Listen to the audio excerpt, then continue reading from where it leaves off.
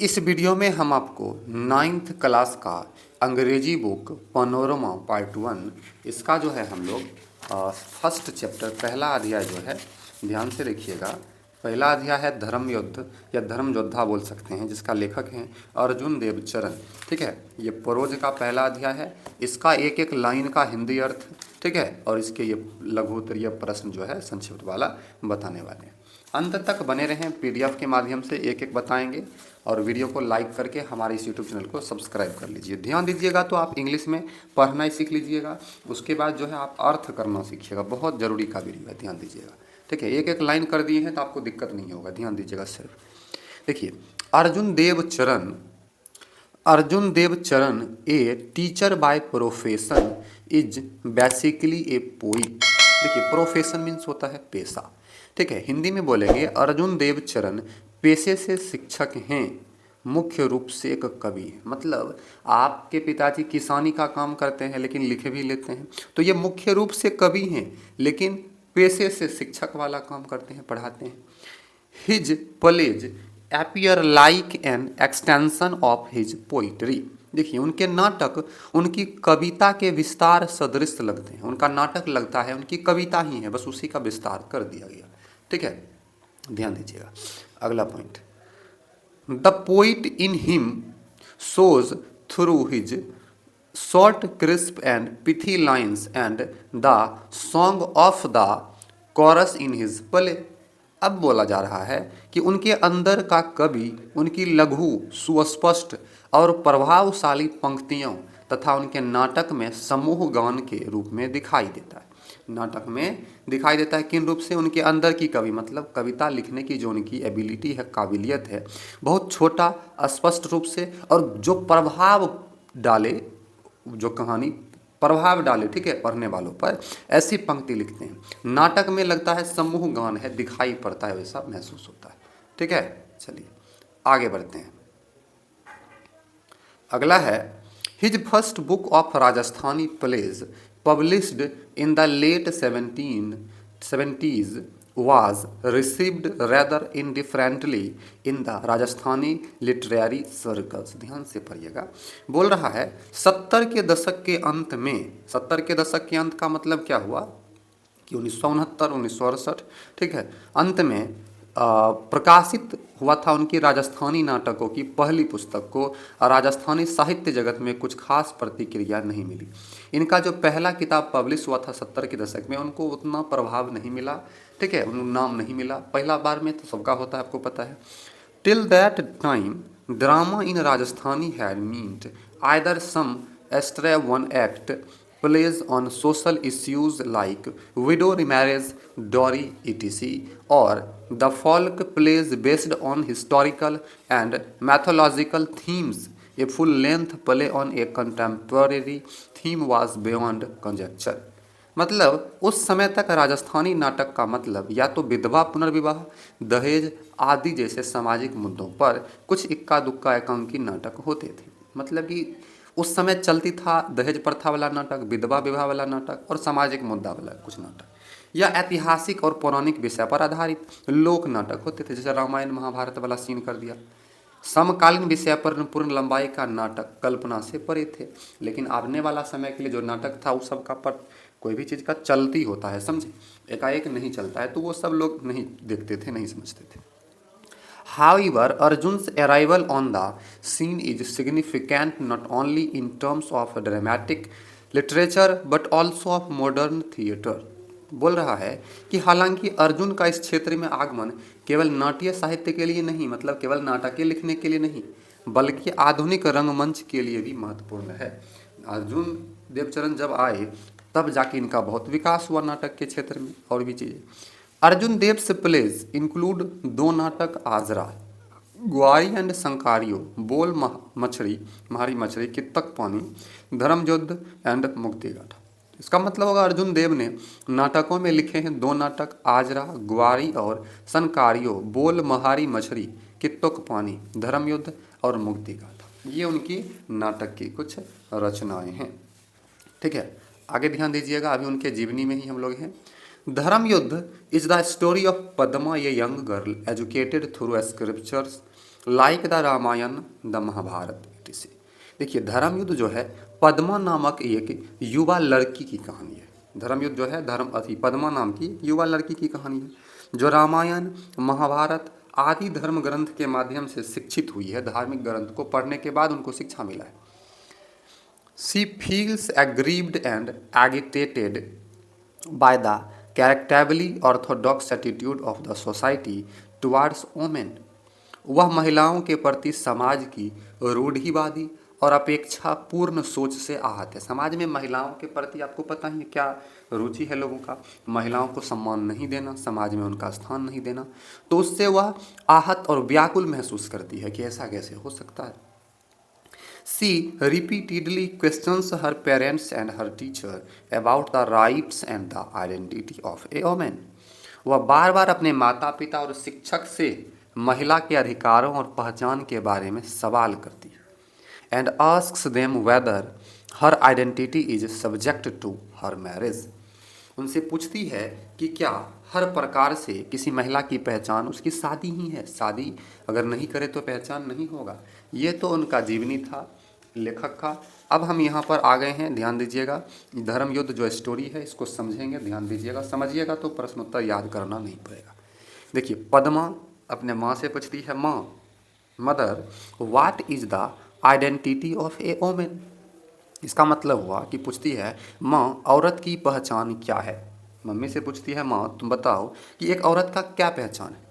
फिर माँ जवाब देती है why do you ask that, मतलब कि तुम इसे क्यों पूछती हो, मतलब why do you ask that, तुम ऐसा क्वेश्चन क्यों कर रही हो। पद्मा कहती है how am I different from others, मतलब हुआ कि मैं दूसरों से मतलब लड़कों से कैसे अलग हूँ, वो भी आदमी है हम भी आदमी हैं। तो फिर माँ का जवाब आता है you are my daughter our only child and your father's darling.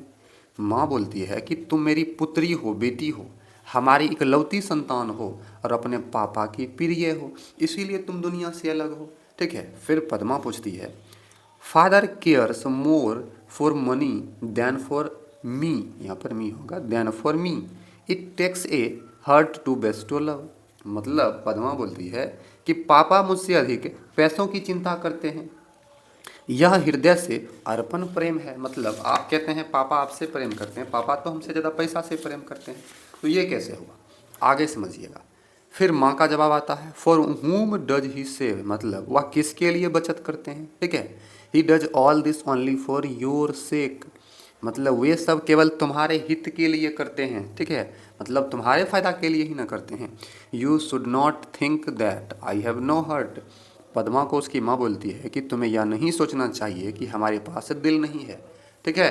Padma फिर पूछती है but I didn't say it of you माँ, परंतु मैं तुम्हारे लिए यह तो नहीं कहती कि तुम्हारे पास दिल नहीं है। माँ फिर बोलती है I am not in any way different from him, मतलब मैं उनसे किसी तरह अलग नहीं हूँ।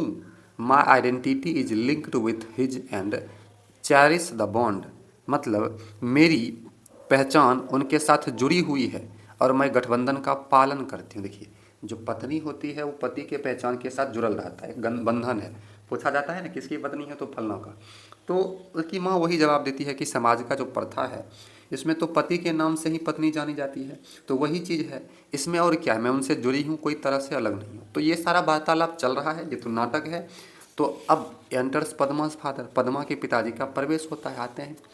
अब पिताजी पूछते हैं what is this talk about the bond पद्मा's मदर, उसकी मम्मी से पूछते हैं कि पद्मा की मम्मी किस गठबंधन के बारे में चर्चा हो रही है। माँ बोलती है here is your father ask him whatever you want to know, लो तुम्हारे पापा आ गए, इनसे पूछो तुम क्या जानना चाहती हो। तो फिर फादर पिताजी पूछते हैं what's it's my child, it my child, क्या बात है मेरी बच्ची। पिताजी अपनी बेटी से पूछते हैं क्या बात है मेरी बेटी। माँ बोलती है कि she wants to know what is the identity of a women. माँ बोलती है कि यह जानना चाहती है कि औरत की पहचान क्या है, एक महिला की क्या पहचान है। तो पिताजी बोलते हैं, फादर पूछते हैं, मतलब पद्मा को बताते हैं you will know it dear when you are married, मतलब तुम इसे जान जाओगे मेरे प्रिय पुत्री जब तुम्हारी शादी हो जाएगी। पिताजी का कहने का मतलब है कि जब तुम्हारी विवाह हो जाएगा तो तुमको पता चल जाएगा कि एक महिला का पहचान क्या है। पद्मा फिर बोलती है, does marriage lend identity to a women? क्या शादी औरतों की पहचान में सहायता प्रदान करती है? शादी ही उसका पहचान है। तो माँ बोलती है, what is a women without a husband? कि बिना पति के औरत क्या है? मतलब उसकी माँ का कहना है बिना पति का औरत क्या है? औरत का कोई पहचान नहीं है। तो फिर पद्मा फिर क्वेश्चन करती, देखिए बच्चा है तो क्वेश्चन तो करेगा ही, कि what if one does not get married? चलिए आपका बात तो मान लिए कि शादी ही पहचान है, लेकिन यदि किसी की शादी नहीं होती है तब क्या होगा? माँ बोलती है, why do you always ask such senseless questions? माँ पूछती है, तुम हमेशा ऐसी मूर्खतापूर्ण सवाल क्यों करते हो? कोई भी विद्यार्थी, कोई भी बच्चा अपनी माँ से ऐसा क्वेश्चन करे तो उनको तो खराब लगेगा ही। तो यही बात हुआ। फिर पद्मा पूछती है कि what about a women whose husband is dead? चलो हम ऐसा क्वेश्चन नहीं पूछेंगे, तो बताइए कि उस औरत का क्या होता है जिसका पति मर जाता है? माँ बोलती है, life is hell for her. Hello मतलब नरक होता है, उसका जीवन नरक बन जाता है जिसका पति मर जाए।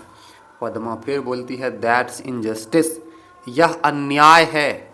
माँ फिर पूछती है, why you needn't talk of justice and injustice here? माँ पद्मा पर गुस्सा आकर बोलती है कि तुम्हें यह न्याय और अन्याय की बातें करने की ज़रूरत नहीं है। ठीक। पद्मा फिर पूछती है, वाई, क्यों? मेरा अधिकार है तो हम करेंगे। फादर बोलते हैं, आप पिताजी बीच में हस्तक्षेप करते हैं कि ओवर हेयर वुमेन, ई लगा हुआ है तो महिलाएं हो जाएंगे, ठीक है। Don't have the right to ask questions, यहाँ औरतों को सवाल पूछने का अधिकार नहीं है। यहाँ सॉरी, ये बात माँ ही बोलती है, यहाँ पिताजी लिखा गया, माँ ही बोलती है कि यहाँ औरतों को सवाल पूछने का अधिकार नहीं है, ठीक है। पद्मा फिर पूछती है, what right do they have then? तब उन्हें क्या अधिकार है माँ? तब पिताजी बीच में हस्तक्षेप करते हैं, बोलते हैं, rights are for equal dear, मतलब बेटी अधिकार सबके लिए बराबर है। पद्मा फिर पूछती है, why is a home considered a place for bargaining? One shouldn't live in such a place. मतलब एक घर सौदा करने का स्थान के रूप में क्यों जाना जाता है? किसी को ऐसी जगह पर नहीं रहना चाहिए। मतलब सौदा करने का मतलब क्या हुआ? शादी विवाह में होता है ना, देखने के लिए आता है, दहेज लिया जाता है, तो इस प्रकार से ले जाता है, फिर वहाँ उसको काम करवाया जाता है महिलाओं को। तो यही बात बोल रहा है। तब पिताजी बोलते हैं, you will get the same replies to these questions where you go. मतलब तुमको इसी प्रकार के जवाब मिलेगा जहाँ भी तुम जाओगी। मतलब तुमको तुम्हारे सवाल का ऐसे ही जवाब मिलेगा तुम जहाँ जाओ, ठीक है। पद्मा फिर बोलती है, but the identity of a women is the identity of the human race, a society sense women. परंतु औरत की पहचान तो मानवता की पहचान है, कोई समाज औरतों के बिना नहीं है। ये सोसाइटी बिना औरत का सेंसलेस है, नहीं है। पिताजी बोलते हैं, that's why they say that marriage lends this identity. यही कारण है कि वे कहते हैं कि विवाह पहचान बनाने में सहायता करता है। इसीलिए विवाह ही है एक माध्यम जो औरतों को पहचान दिलाता है। पद्मा फिर पूछती है, so if a girl does not get married she has no identity? इसलिए यदि कोई लड़की विवाह नहीं करती है तो उसकी पहचान नहीं होगी। Why is it that an unmarried man is venerated and called a sant? मतलब जबकि एक कुंवारा पुरुष पूजनीय होता है और महात्मा कहलाता है, ऐसा क्यों? ठीक है। Will an unmarried women is called immoral and unwanted? जबकि एक कुंवारी औरत को चरित्रहीन और अनैतिक आवरण वाला कहा जाता है। मतलब एक लड़का शादी नहीं करे तो साधु संत महात्मा, लेकिन लड़की शादी नहीं करे तो चरित्रहीन, ये कैसा? ठीक है। तो ये देखिए क्वेश्चन है, और सही बात है, महिलाओं की लड़कियों के दिमाग में आता है और सही क्वेश्चन है। तो ये क्वेश्चन आपका चैप्टर खत्म हुआ, आते हैं प्रश्न उत्तर पर। पहला उत्तर क्वेश्चन है, what was the questions the Padma wanted to know from her parents? उत्तर होगा, Padma wanted to know what is the identity of a women. दूसरा है, how many brothers and sisters did Padma have? उत्तर होगा, पद्मा हैड नो ब्रदर्स और sisters, she was the only child of her parents. उसका कोई भाई बहन नहीं था, वो अकेले अपना पिताजी का संतान था। तीसरा है, why was Padma unhappy with her father? मतलब अपने पिताजी से पद्मा क्यों ना खुश थी? उत्तर होगा, Padma was unhappy with her father because she felt he cared more about money than about me about her. मतलब पद्मा अपने पिताजी से इसलिए नाखुश थी क्योंकि उसको लगता था कि पिताजी हमसे ज़्यादा तो पैसों पर ध्यान रखते हैं अगला है for whom is life hell according to Padma's mother, मतलब पद्मा के माँ के अनुसार किसका जीवन नरक है? तो according to Padma's mother life is hell for a women whose husband is dead, मतलब जिसका पति मर जाता है उस महिला के जीवन नरक हो जाता है। 5 नंबर का और अंतिम क्वेश्चन है what according to Padma is the identity of a human race, Padma के अनुसार मानव के रेस का क्या पहचान है? तो according to Padma the identity of a women is the identity of the human race, मतलब एक महिला का पहचान ही एक मानवता का पहचान है। ठीक है, तो ये 5 प्रश्न बताए, ये पूरा का पूरा हिंदी अर्थ बताया, ये जीवनी का हिंदी अर्थ बताया। वीडियो को लाइक तो कर दीजिएगा आप लोग, सब्सक्राइब कर लीजिएगा, इसमें आप ही का फ़ायदा है कि अगला वीडियो ययाति का आएगा और 9th का बहुत सारा वीडियोस ऑलरेडी है, आप लोग देखिए। थैंक यू, अगले वीडियो में मिलते हैं, धन्यवाद।